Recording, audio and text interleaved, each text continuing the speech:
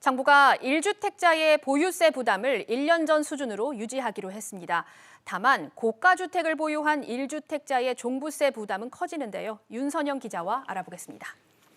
네, 윤 기자, 조금 전 정부가 발표한 이 세 부담 방안이 1주택자에게만 해당이 되는 거죠? 네, 보유세, 즉 재산세와 종부세인데 다주택자에는 적용이 안 됩니다.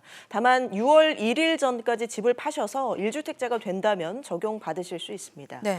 1주택자라면 올해의 보유세를 지난해 내신 수준으로 낸다고 보시면 됩니다. 산정 방법은 당초 공정시장가액 비율을 낮추는 게 유력하게 거론이 됐지만 지난해 공시가격을 활용하기로 했습니다. 특히 공시가격이 6억 원 이하인 집 한 채를 갖고 계신 분이라면 재산세 특례 세율이라는 게 적용이 돼서 올해 재산세가 2년 전보다 적게 나올 것으로 예상됩니다.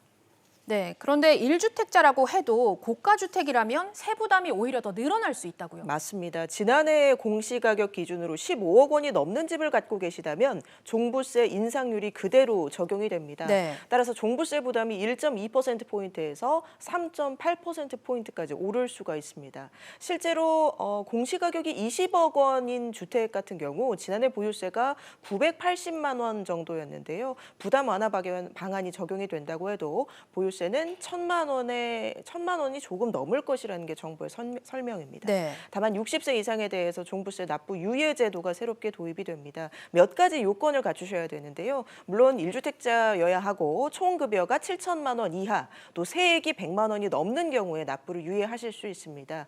이외에 지역 건강보험료도 지난해 공시가격을 적용하고요. 각종 공제도 늘려서 지난해와 같거나 더 부담이 낮아질 걸로 보입니다.